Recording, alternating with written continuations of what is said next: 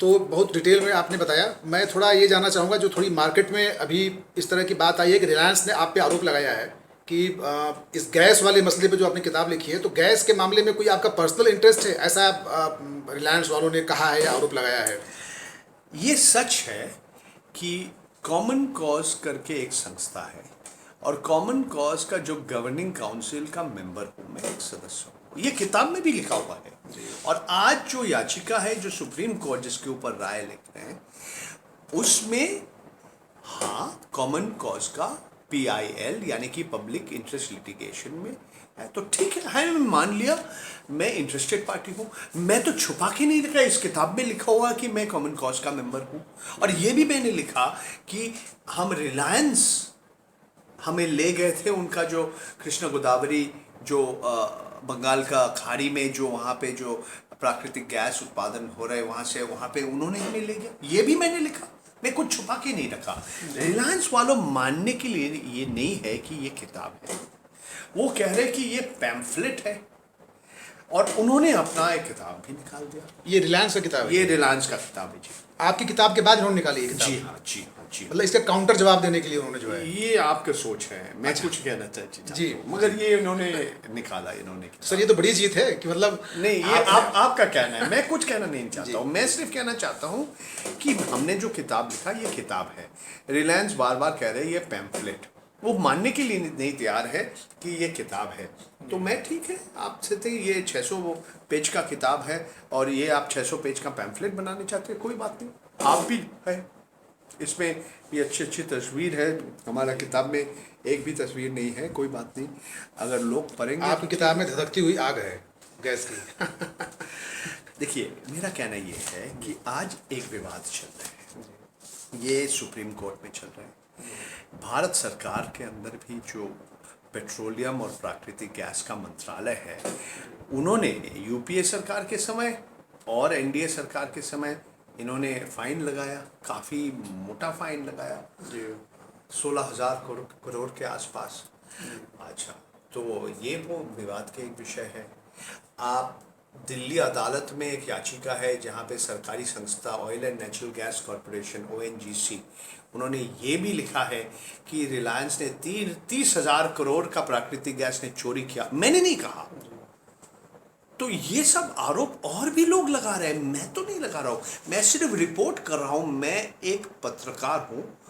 आप अगर हमें तारीफ करने चाहते हैं तो आप कहिए मैं खोजी पत्रकार हूँ, मगर हमने ऐसा कुछ नहीं लिखा किताब के अंदर जो एक सार्वजनिक एक अखबार, मीडिया और बहुत सारी जगह में आए हैं। तो मैं सिर्फ सारे सूचना इकट्ठा किया और किताब लिखा। इस किताब अद्भुत किताब जो समकालीन दौर की लूटपाट और कॉर्पोरेट जिस तरह से पूरा नियंत्रण हो रहा है देश के संसाधनों पे, उस पे इस किताब को लेकर जो आपको प्रताड़ित और धमकी दी जा रही है अंबानी की तरफ से, रिलायंस की तरफ से, उसको लेकर तमाम लेखक, जर्नलिस्ट और संवेदनशील लोगों ने एक पूरी प्रेस रिलीज जारी की है जिसमें उन्होंने जो है आपके पक्ष में खड़े होकर रिलायंस की निंदा की है। तो ये आपके संज्ञान में होगा? जी हाँ, और मैं बहुत खुशी हूँ कि ऐसे भी लोग हैं जो समझते हैं मैंने ऐसा कुछ नहीं किया जो मेरे लिए कुछ लज्जा का विषय है।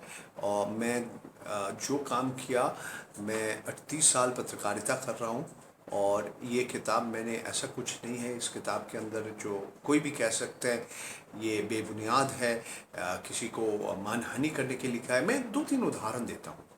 किताब का एक जगह में लिखा है कि ये किताब मुकेश अंबानी जो भारतवर्ष के सबसे अमीर व्यक्ति हैं, उनको मैंने ओलिगार्क एक शब्द इस्तेमाल किया, ओलिगार्क।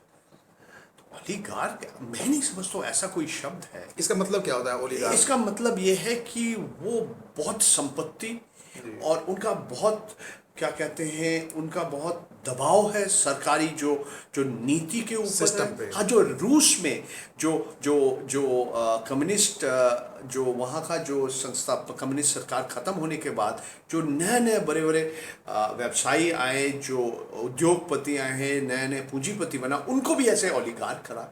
तो मैं तो समझता हूँ ये कोई मानहानि का बात है। एक और जगह में मैंने लिखा कि दो भाई का जो झगड़ा चल रहे थे, अनिल अंबानी और मुकेश अंबानी, इसका असली कारण है कि दोनों कृष्णा गोदावरी का गैस का इस्तेमाल करने चाह रहे थे, एक दूसरे को देने के लिए तैयार नहीं है।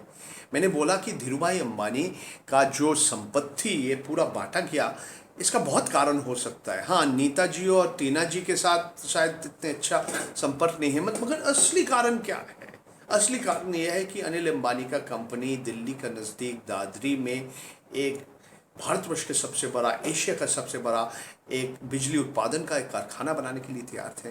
और ये गैस एकदम आंध्र प्रदेश और बंगाल का खाड़ी से 2000 से ज़्यादा किलोमीटर दूर से आने वाला है, मगर वो सफल नहीं हो, वो कर नहीं पाया। सुप्रीम कोर्ट का राय आया जो बड़े भाई के इन फेवर आया, उनके सपोर्ट में आया। ये सारी कहानी ये किताब के अंदर है। तो एक जगह में मैंने लिखा कि इन्होंने ज़्यादा लालची हो गए थे, लालची हो गए ज़्यादा, और एक दूसरे से बदला लेने के लिए तैयार है। वो कह रहे कि हमने मानहानि किया, मगर मेरा कहना यह है कि अनिल अंबानी एक समय पूरा अखबार में विज्ञापन भी दिया कि हमारा जो बड़ा भाई है मुकेश भाई वो भी लालची। ये विज्ञापन में और कहा है? हाँ, विज्ञापन में कहा है, और ये सारे अखबार में आया है। ऐसा नहीं है कि मैं कहीं से अपने काल्पनिक कुछ ऐसा कुछ लिखा। एक और मैं कहना चाहता हूँ, उन्होंने लिखा कि मैंने सवाल उठाया कि मणिशंकर अय्यर को क्यों ये पेट्रोलियम और प्राकृतिक गैस मंत्रालय से उनका जो ये पोर्टफोलियो था ये क्यों ले लिया। मैंने ये सवाल उठाया कि जयपाल रेड्डी को पेट्रोलियम एंड नेचुरल गैस मंत्रालय से क्यों दूसरा मंत्रालय कह दिया। तो मेरा कहना ये है कि ये सारे सवाल मैं अकेला नहीं, पूरे देश के लोग, बहुत सारे लोग उठा रहे हैं। बिल्कुल। बहुत सारे लोग लिख रहे हैं कि असली कारण है क्योंकि रिलायंस का कुछ दबाव आया था सरकार में। तो मेरा कहना ये है, अगर मैं किसी को मानहानि किया तो मैं मनमोहन सिंह का मानहानि किया, क्योंकि प्रधानमंत्री वो है। अगर वो किसी का दबाव से अपनी मंत्रिमंडल में एक आदमी को लेके और दूसरे आदमी को ले आए, तो अगर मैं किसी को मानहानि किया, मैं मान लिया मैं मनमोहन सिंह को मानहानि किया। मगर उन्होंने तो उनका वकील तो हमें चिट्ठी नहीं दिया। मुकेश अंबानी और अनिल अंबानी का वकील हमें चिट्ठी दे रहे हैं। और इस किताब में एक दो चीज़ और एक नया है जो पहला बार आया है, ये है जो भूतपूर्व ONGC oil and natural gas corporation का जो चेयरमैन एंड मैनेजिंग डायरेक्टर था, उनका आखिरी जो साक्षात्कार ये किताब में है। अच्छा, वो उनका नाम है सुबीर राहा। वो कैंसर में, ये हमें इंटरव्यू देने के कुछ दिन के बाद वो गुजर गए हैं। वो इस इंटरव्यू में उन्होंने कहा किस तरह से वो जब चेयरमैन बना ONGC का, बहुत सारे कागज़ नहीं मिला था। उन्होंने कहा कि वो एक कहानी सुना है कि एक पुराने ONGC का एम्प्लॉय का घर हैदराबाद में पहुंच गए थे, वहाँ से बहुत सारे कागज़ मिल गया था इनको। और इस किताब में एक चीज़ और है, एक मीटिंग के अंदर जिसमें ऑफ द रिकॉर्ड एक भाषण दिया था मणिशंकर अय्यर, और उस भाषण में मणिशंकर अय्यर जी ने एक बात किया था कि जिस समय सरकार ये प्राकृतिक गैस का कीमत बढ़ा दिया, $2.34 पर यूनिट से $4.20 पर यूनिट बढ़ा दिया। ये एक एम्पावर्ड ग्रुप ऑफ मिनिस्टर्स था, इनका नेतृत्व में प्रणब मुखर्जी उस समय विदेश मंत्री थे, वो थे। तो मणिशंकर कांग्रेस का सांसद होके, मंत्री होके कहा कि 234 से बढ़ के 420 हो गया। ये महत्वपूर्ण है क्योंकि भारतवर्ष में ये नंबर 420 बहुत महत्वपूर्ण है। तो मैंने ये सब नहीं किया भैया, आपका सांसद ने कहा, मंत्री ने किया।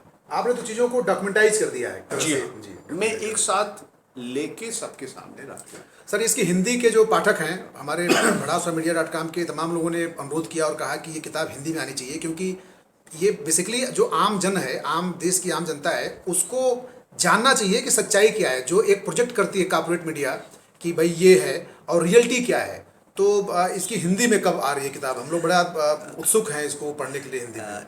एक व्यक्ति जो इस वक्त PhD कर रहे एक अमेरिकी विश्वविद्यालय ने, उन्होंने काम शुरू कर दिया और अभी हमें मालूम नहीं है कब तक आ जाएगा। मेरा उम्मीद है, मैं कोशिश कर रहा हूँ एक हिंदी एक अनुवादन, ये हम जितना जल्दी इसको प्रकाश कर सकते हैं मेरे लिए भी अच्छा होगा और ज़्यादा लोग के पास हम पहुँचा सकते हैं। जी बिल्कुल।